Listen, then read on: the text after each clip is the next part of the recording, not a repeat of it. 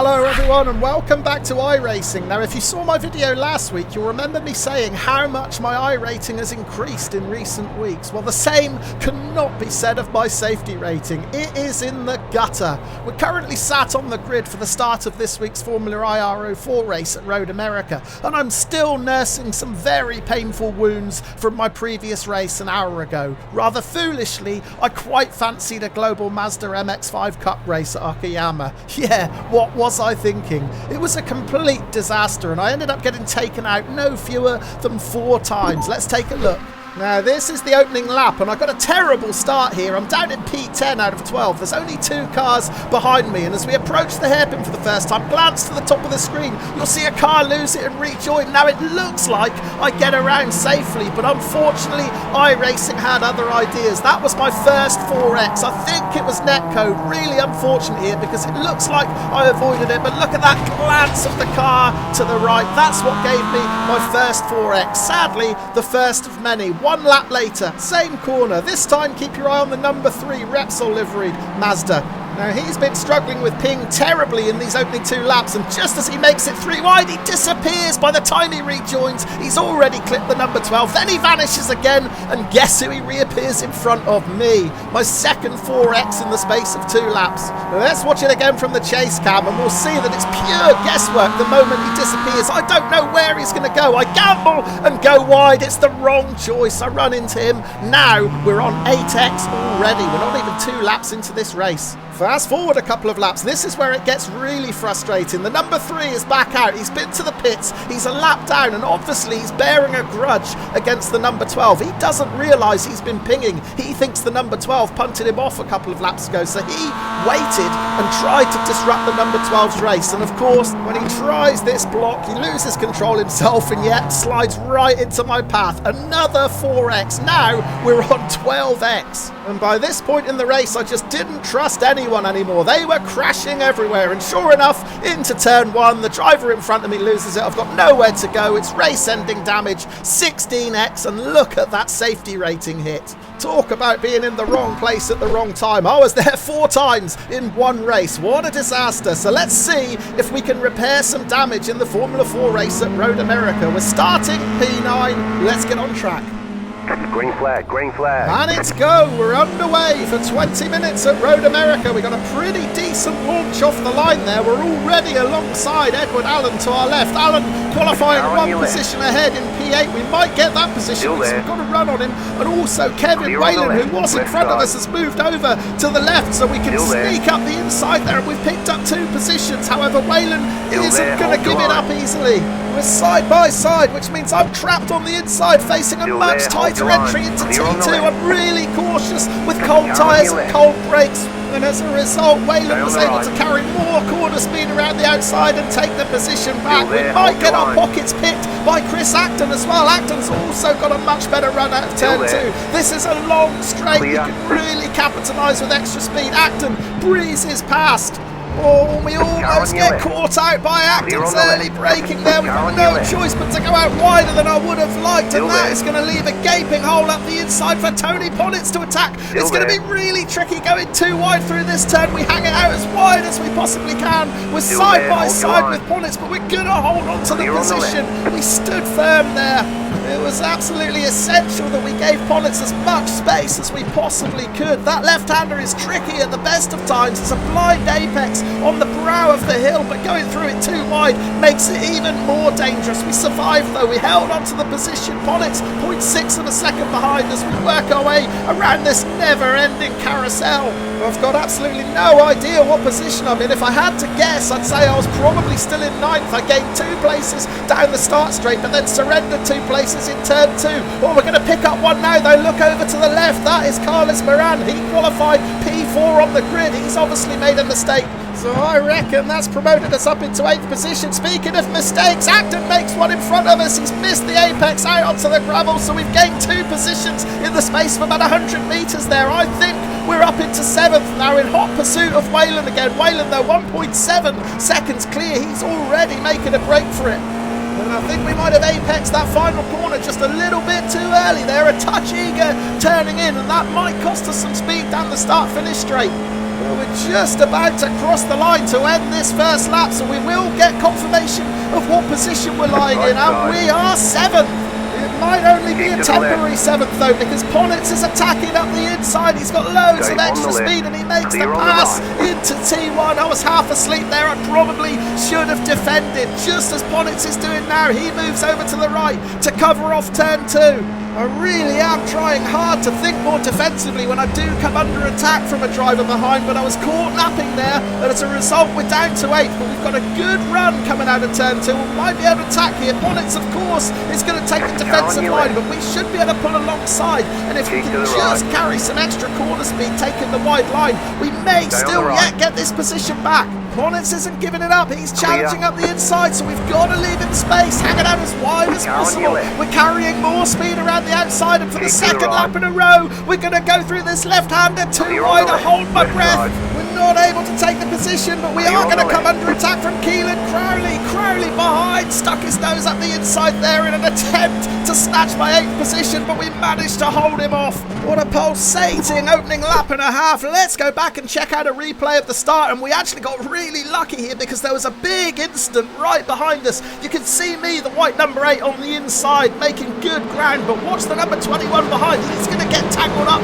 with the number 5. 4 cars involved in that first corner incident. And then we had our first Code Brown moment of the race, coming up over the brow of the hill into that left-hander, too wide with Tony Ponitz. I gave Ponitz all the space he needed, but I didn't surrender the position.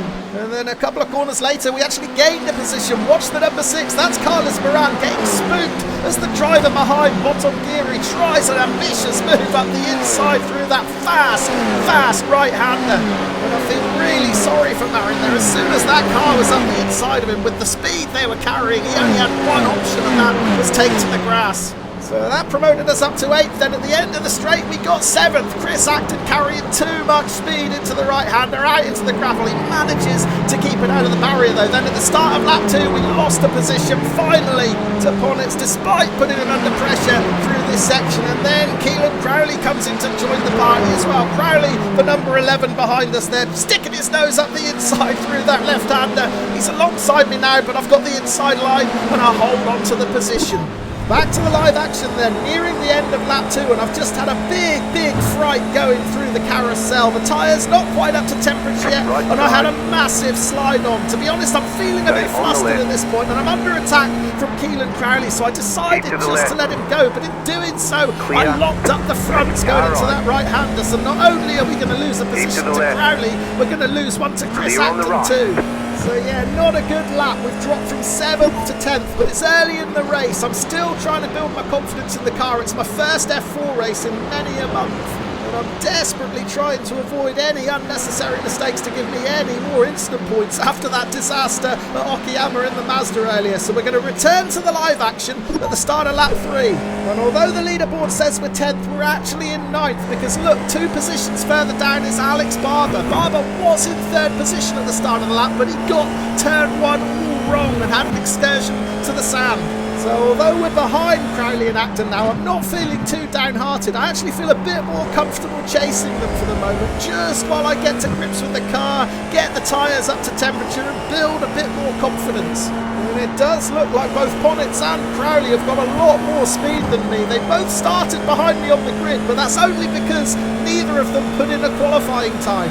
However, they have already opened up a 2-second advantage, but Ponitz is on the grass. Oh, he's come back on. There is a huge accident ahead. Straight away, I'm hard on the brakes. I don't want any part of this wreck. I get by safely, but for some reason, we've still been given a 4X for car contact. How on earth has that happened? Well, after the Mazda race earlier, the last thing I wanted was more unnecessary instant points, and we have got it here. But the bigger story is this wreck. Watch Ponitz in the yellow. Oh, he gets the corner all wrong. He's well out onto the grass, slides back on right into Crowley's path, and that is a huge accident. It was like an explosion when the 2 cars hit each other. But even from that angle, I'm struggling to see where I picked up the 4X for the car contact. On board with me, look, I'm being so cautious through here. But did I just get a bit too close to them as I went past? No, I didn't. I was over the other side of the track. Well, we were unfortunate with netcode in the first Mazda race, but we've been even more unlucky here. I couldn't have given them any more space. Watch it from the chopper cam. There's the accident. They both slide to the right of the track. I cautiously go by on the left. There is at least 2 or 3 car lengths between us, and yet still I picked up 4x. This is the view from Pollitz's cockpit. Strap yourselves in for this one. This is going to be a huge hit. And from the noise of the engine, it sounded like he didn't lift off the throttle at all there, even when he was on the grass. That is what probably caused the accident to be so spectacular. On board with Crowley. But again, it probably could have been avoided with just a slight lift of the throttle. But then after my first race today, I'm in no position to advise people on wreck avoidance.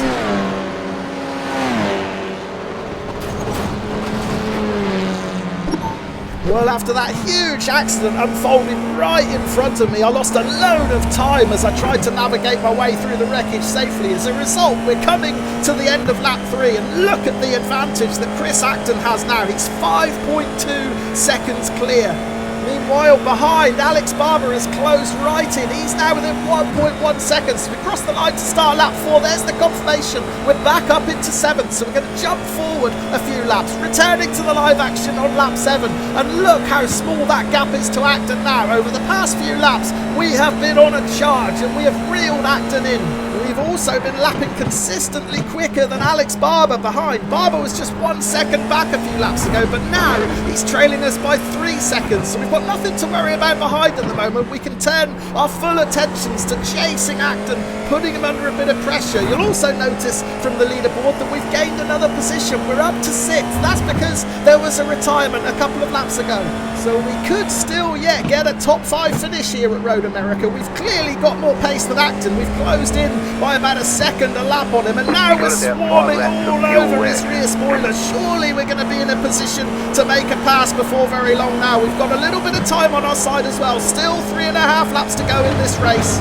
So can we get a top 5? Realistically, it's probably the best we can hope for, because the next 2 drivers further down the road, Kevin Whalen in 4th and Ed Adams in 3rd, they're 4 and 5 seconds clear respectively. So it's all about a top 5 battle here. Can we get past Acton? He's going to defend into this right-hander.